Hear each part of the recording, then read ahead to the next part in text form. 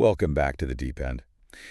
Today we aren't just looking at a TV episode. We're really standing in the wreckage of a catastrophe here. Oh, absolutely. We're looking at a city covered in debris, a family completely torn apart, and a man who is desperately trying to rationalize the irrational. Right.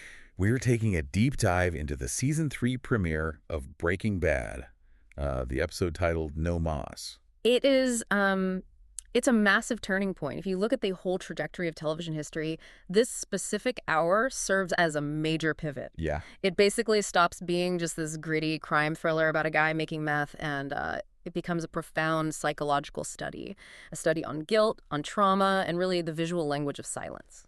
And just to set the table for everyone listening, our sources for this deep dive are centered heavily on the extensive Wikipedia entry for the episode, but we're also pulling from some production notes, critical reception data, awards history, and a really deep analysis of the plot mechanics. We want to understand what exactly makes this specific hour of television tick. The mission here is really specific for you guys listening. We want to explore how No Mas functions as a, well, kind of a reset button. Reset button, yeah. Right, because think about where we left off in Season 2. It ended with this high-octane, fiery crash. Two planes colliding in midair. Exactly. It was loud, it was chaotic, destructive. But No Mas transitions us into something else entirely. It's a slow-burning, psychological study. I like to think of it as the hangover after the adrenaline spike. That is a perfect way to put it, the hangover. It really is a massive shift in gears. Just to set the scene for where our characters are starting out, Albuquerque is completely traumatized. Yeah. A mid-air collision has rained literal debris over the city. Skyler has left Walt. Jesse is in rehab. It's incredibly grim. It feels like the morning after the end of the world. You know? It really does. The whole color palette has changed. The energy has completely shifted. And the first thing we see isn't Walt, and it isn't Jesse. Right. Something entirely new. So let's unpack this, because I want to start right where the episode starts, which is that cold open. We are introduced to two very scary men in very nice suits. The cousins, Leonel and Marco Salamanca. Right. And the source material describes this opening scene as a pilgrimage. But let's paint the picture for you if you haven't seen it recently. We aren't in the familiar suburbs of New Mexico anymore. We are in Mexico. Down in the dust. Yes, it is dusty, it is drenched in that yellow filter, and it looks incredibly hot. And these two men are just, they're crawling on their bellies. It's such a striking visual. You have these immaculately tailored, shiny sharkskin suits, perfectly juxtaposed against the dirt and the filth of this rural Mexican road. Yeah, and they're crawling. They aren't running, they aren't even walking, they are dragging themselves through the dust. And the villagers are just watching them. There's this heavy sense of reverence, but also fear. The source notes that this scene is almost entirely silent. There's no dialogue at all, just the sound of the wind and the scraping of their expensive suits on the rough ground. This is where we really have to talk about the cinematography.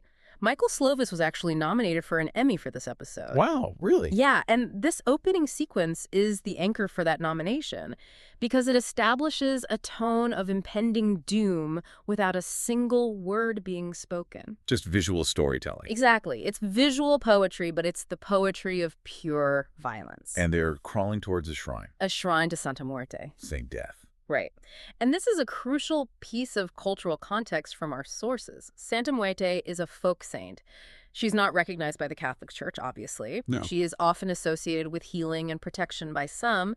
But in the context of the cartel culture we see in the show, she is the patron saint of the drug trade and of violent death. So by having the cousins pay homage here, what is the show telling us about them? It's signaling that their mission isn't just a job. It's not just a standard contract killing for money. It is deeply spiritual. A ritual. Yes, a ritual. Think about it. If a hitman is doing it for cash, you can maybe pay them double to stop. Right, you can outbid them. Exactly, you can reason with greed. But if they are doing it for a deity, if they're dragging themselves through the dirt for Santa Muerte, you cannot reason with that. They are elemental forces. That makes them so much more terrifying than just regular thugs. And when they finally reach the shrine, after this grueling crawl, they leave an offering. Yet they do. And it's not flowers or a candle or anything traditional. It's a drawing. A drawing of Heisenberg. That crude little pencil sketch of Walter White in the pork pie hat and the sunglasses. It honestly gave me chills rewatching it. You have this ancient, dusty, mystical setting, and then suddenly, bam, there's this direct link to Walter White's suburban life. Yeah. It bridges the gap between the folklore of Mexico and the crime drama of Albuquerque so perfectly. It connects the consequences. Walt thinks he's just a guy who cooks some meth to pay for his cancer treatments. He doesn't realize he has become a mythic figure pinned on a shrine in Mexico. He has no idea. He has invoked forces he fundamentally doesn't understand. And speaking of forces he doesn't understand, we have to talk about how these guys get across the border. Because if the shrine scene was the spiritual side of the Cousins, the border crossing is the practical, brutally efficient side. It's a really stark display of their methodology. They need to get into the U.S., and obviously they don't have visas, so they hide in a truck. Specifically, a hay truck, transporting migrants. Right. Which, at first glance, seems like a pretty standard smuggling operation. They're just sitting in the back, surrounded by hay bales and other people who are just trying to find a better life. Yay. But then the tension just skyrockets, because one of the fellow migrants notices something. He spots the boots, and then the tattoos. Right. The Cousins have very specific skull tattoos indicating their affiliation with the Juarez cartel. And the moment that recognition happens, you can feel the energy in that truck shift instantly. It's a death sentence. In that specific world, recognizing a cartel member isn't some friendly, small world moment. It's a total liability.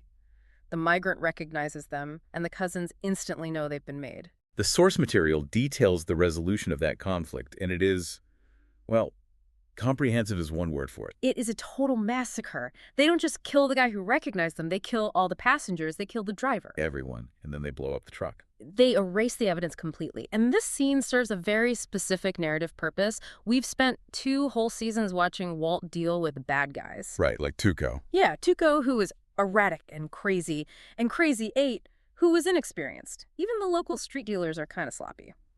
But the Cousins, they are silent terminators. They are so efficient, they're brutal, they represent a level of professionalism that Walt is completely unprepared for. Exactly. Walt is clumsy, he's hesitant. Walt spends entire episodes debating whether or not to kill someone in a basement.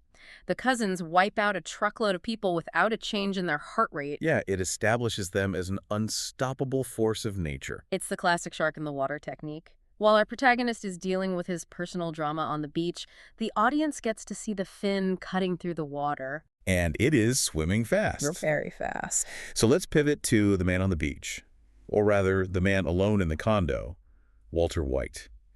Because while this shark is approaching, Walt is just living in his own personal purgatory. He really is. The contrast is super sharp. The Cousins are purposeful and constantly moving forward. Walt is totally stagnant. Yeah, he's living alone. Skyler has moved out. She's demanding a divorce. He's deeply depressed. And we get this incredible sequence that I think perfectly encapsulates the war going on inside his head.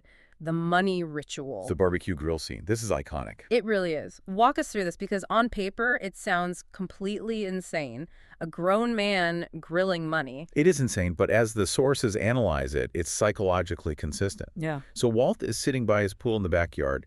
He has these heavy duffel bags of cash, millions of dollars. The very object he destroyed his entire life to get. Exactly. And he starts taking bundles of it, lighting his barbecue grill, and just throwing the cash onto the flames. It's such a visceral image. The fire literally consuming the cash. The thing that everyone kills for, the thing he ruined his soul for. Right. He's just treating it like charcoal. What's the deep read on this from the sources? It represents a profound desire to punish himself.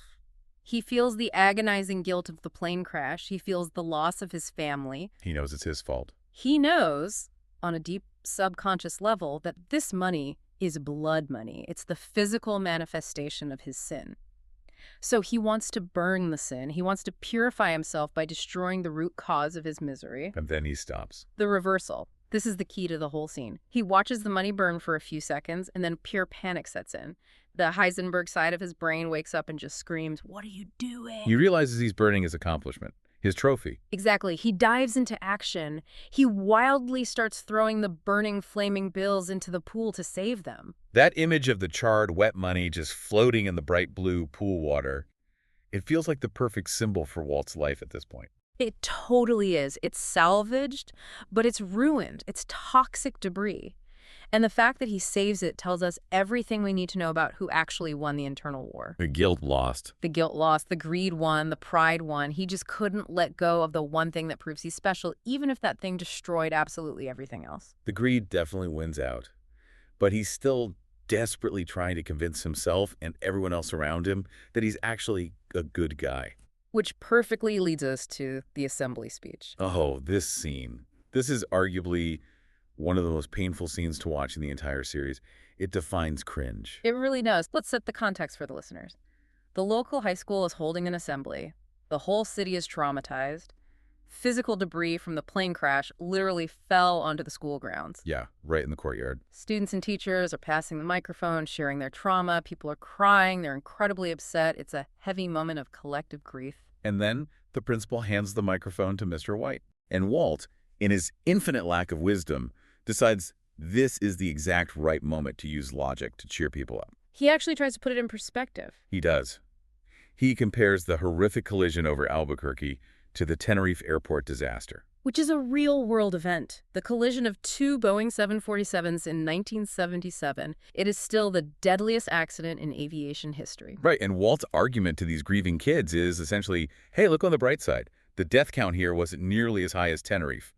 The planes weren't fully booked. He's standing in a gymnasium full of traumatized teenagers, telling them statistically it could have been worse. He literally starts listing the numbers. He says something like, it's only the 50th worst air disaster. Why does he do this?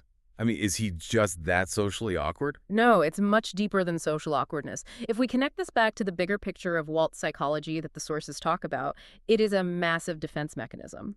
How so? Break that down.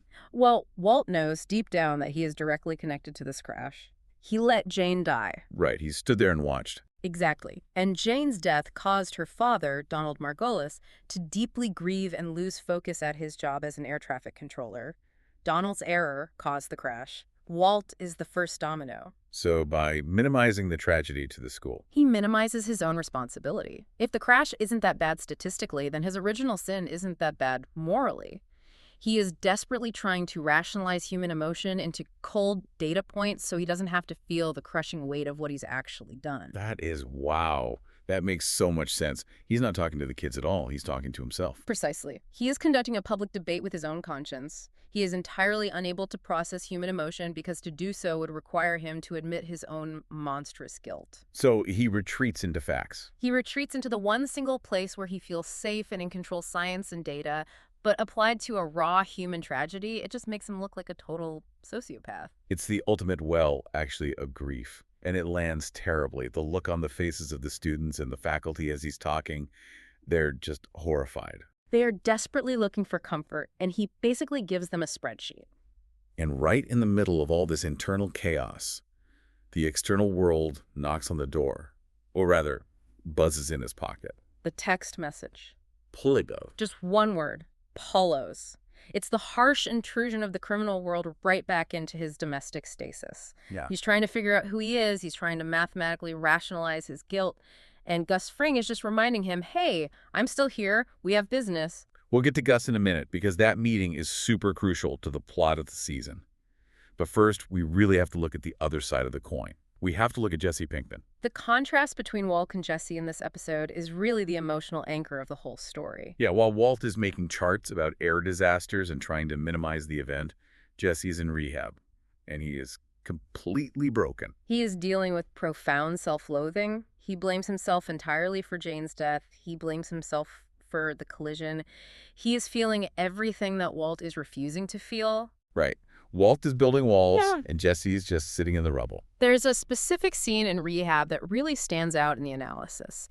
The group leader, played brilliantly by Jer Burns, tells a story to the group, and it is incredibly heavy. Jer Burns gives an amazing performance here. It's a monologue that could honestly stand on its own as a short film. The group leader confesses a really dark secret from his past. He talks about how 10 years ago, he was high on cocaine. It was his daughter's birthday, and all he wanted was vodka. Right. He was tasked with getting the ice cream cake for the party, but all he cared about was getting the vodka. So he got in his truck to go to the liquor store. And he didn't check the driveway. He backed over his own daughter. He ran over his own daughter and killed her. Killed her. Such a dark, breathless reveal in that room. And the reason he tells this story is to make a specific point to the group. He argues that hating oneself for past mistakes is only an impediment to moving on. Yes. He says he hated himself for years and it almost killed him. He's offering this core philosophy of radical self-forgiveness. He's saying, I did this terrible, unforgivable thing, but I can't let it completely destroy me or I'll never get better. He's preaching that acceptance is the only real path forward. But Jesse hears this, and he has a very different reaction. This leads to what the sources call the bad guy epiphany. Yeah, because Walt actually visits Jesse later at the rehab center to try and give him that exact same absolution. Right. Walt tells him, the crash wasn't your fault, the money wasn't your fault. Walt is desperately trying to play the benevolent father figure. But notice Jesse's demeanor here. He's not the manic, screaming, crying Jesse from season 1 or 2. He's so quiet. He's calm, almost dead inside. And he completely rejects Walt's attempt to fix it. He totally shuts him down. And then he says that iconic line, I learned not to shy away from who I really am, the bad guy. That line is pivotal. It's a massive turning point for his entire character arc. What does that actually mean for him? Is he just giving up? In a way, it's a very twisted form of maturity. Jesse is finally taking responsibility. He's looking at his actions, selling meth to recovering addicts, enabling Jane's relapse, the chaos he brings, and he's saying, I cause pain, I am a criminal, I am the bad guy. He's fully owning his nature. Whereas Walt is still out there pretending to be the victim or the hero. Exactly. Walt is constantly deflecting. Walt is saying, we are good people caught in a bad situation. Right. Jesse is saying, no, we are bad people creating bad situations. It's tragic, really, because Jesse's acceptance is highly self-destructive. How so? Well, if you truly believe you are the bad guy, you stop trying to be good. You just accept your damnation. But at the same time, it's vastly more honest than anything Walt is doing. It is deeply honest, and that honesty makes him dangerous in a brand new way. He has nothing left to lose now. He has accepted his role in the tragedy. So we have the cousins actively coming for blood. We have Walt in deep denial, trying to math his way out of guilt. We have Jesse accepting his villainy. And then we have Skyler. The domestic collapse. This is where the rubber really meets the road for the White marriage.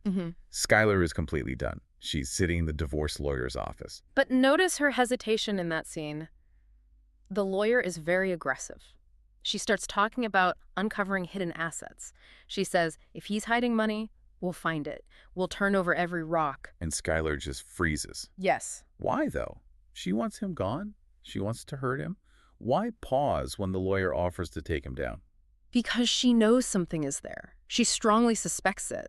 And she deeply fears what actually finding it might mean. Because if the lawyer finds drug money, the police find drug money. And if the police find the drug money, Hank finds out. Her teenage son, Flynn, finds out. The entire family's reputation is completely destroyed. They lose the house. They lose everything. she realizes the blast radius. Exactly. She doesn't want the raw truth to blow up her family's life. Even if she desperately wants the marriage to end, she's protecting the son. She's protecting the image. It's a fascinating, terrible position to be in. She is functionally trapped by his crime just as much as he is. She essentially becomes an accomplice after the fact, simply by wanting to protect her children from the public shame. But she can't hold it in forever. We get that incredible confrontation scene. She goes back to the house to pack up some things or check on the place, and Walt is there. And she finally accuses him. She lays it all out. She's done the math. She's looked at the long hours, the sudden influx of money, the second cell phone. She looks at him and says, "You're a drug dealer." And Walt, he finally stops lying. Well, partially. He admits it, but he has to correct her. Oh, he can't help himself. He says specifically, "I am a methamphetamine manufacturer." Not a dealer, a cook, Yeah. a manufacturer. It is typical Walt pride. Even in his confession, even as his wife is looking at him with absolute horror, he has to claim the technical expertise. He has to distinguish himself from the street-level thugs. Yeah, he's an artist. He's a manufacturer. It's pure ego. He really can't help himself. So the secret is finally out. Skyler knows the truth. She knows he cooks meth. What is her move here? Does she run out and call the police? No.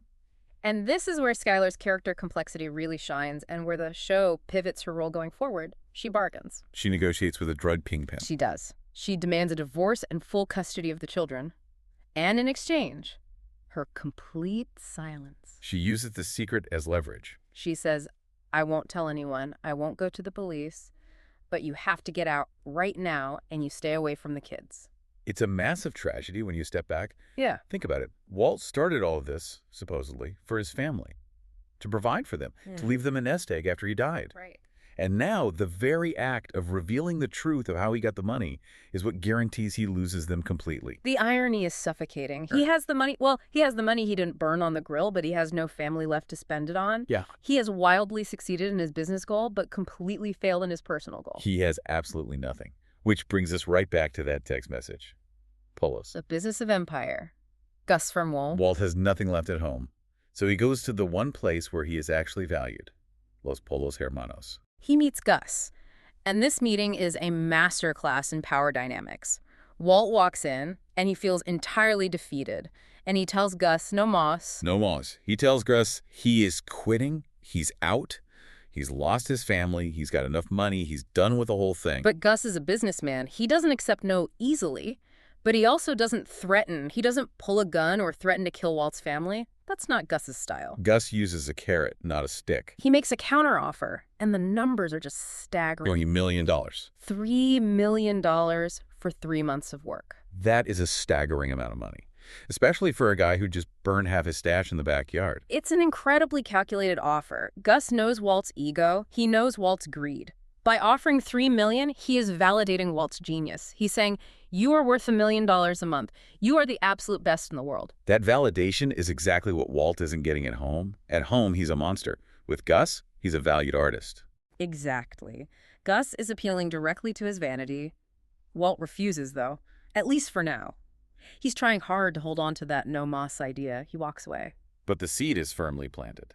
The seed is planted deeply. He can't unhear that number.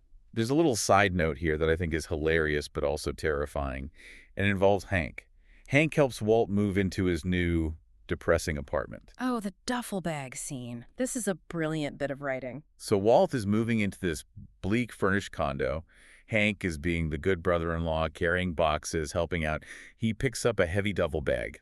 It's the bag with the money, the drug money Walt got from the deal with Gus. It's incredibly heavy because cash is heavy. Hank strains with it. He asks, what the hell do you have in here? Cinder blocks. And Walt just looks him dead in the eye and says $500,000 in cash. He literally tells the truth. He tells a DEA agent it's $500,000 in cash. And Hank just laughs. Hank laughs out loud. He thinks it's a joke. He says something like, that's a good one, Walt. Bricks, right?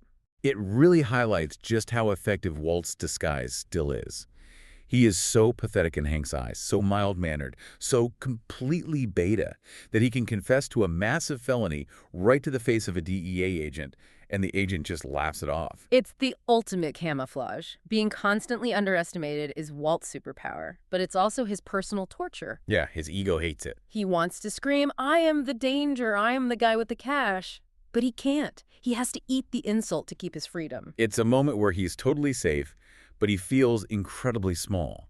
And Walt hates feeling small more than anything. He does. And that feeling of smallness is exactly what Gus will exploit later on. So we've covered the plot mechanics, we've got the cousins approaching, Walt isolated, Jesse broken, Skyler bargaining. But we really need to talk about the episode itself as a piece of production. Because No Mas feels different than Season 2. It really does. As the sources point out, this episode was directed by Bryan Cranston. The man himself. It's highly significant. This was his directorial debut on the show. The lead actor also shaped the entire visual tone of the season opener. That's a ton of pressure. You're leading the hit show, and now you're setting the visual language for the whole new season. And he totally nailed it. It shows his incredibly deep understanding of the character and the world. The choices he made, the long silence of the cousins, the framing of the burning money, the agonizing awkwardness of the gym assembly. These are directorial choices that emphasize profound isolation. And the critics definitely noticed. The sources highlight a review here from IGN. Seth Amerton gave it an 8.8 rating. And he used a great baseball analogy that I love. He said, Season 2 is a fastball, that high-speed crash, the action, the constant intensity. And Season 3 opens with an emotionally impacted changeup. A changeup that lands softly in the catcher's mitt, but it totally messes with your timing. It's a perfect description. Oh. It slows things way down to make you feel the impact. A fastball is exciting, but a changeup requires serious precision, and this episode is precise. The ratings were really solid, too. 1.95 million viewers tuned in. Which, for cable back in 2010, for a show that was still steadily growing its cult following, was a very strong start. Remember, Breaking Bad wasn't a massive ratings juggernaut in the beginning. It grew through word of mouth. But interestingly, when we look at the rankings like lists from The Ringer or Vulture, this episode often lands in the middle or even lower tier. The Ringer ranked it 54th out of 62 episodes. Vulture had it at 45th. That raises an interesting point. Why is it ranked lower when it's so important? Maybe because it's a setup episode. I think so. It definitely suffers from the setup tax. It doesn't have the explosive climax of a face-off or the pure emotional devastation of an Ozymandias. It's doing the heavy lifting of moving the chess pieces around the board. Right. It has to move Walt out of the house. It has to move Jesse to rehab, introduce the cousins, and reset the cartel dynamics all in 1 hour. It's the foundation, not the flashy skyscraper. Exactly. It's a completely necessary episode, a brilliant episode, but maybe not the most quote-unquote exciting one on a casual rewatch if you're just looking for thrills. But without this foundation, the rest of season 3 just doesn't work. You don't get the tension of the parking lot shootout later in the season if you don't clearly establish the cousins' silent menace here. You don't get Walt's descent into working for Gus if you don't establish his stark isolation right now. It lays the groundwork for absolutely everything. But technically, it's a marvel. We mentioned the cinematography nomination for Michael Slovis, but also the editing is called out. Skip McDonald was nominated for Outstanding Single-Camera Picture Editing, and you can really feel it, the way it cuts between the silent menace of the cousins in the hot Mexican desert and the noisy internal chaos of Walt in the cool blue suburbs.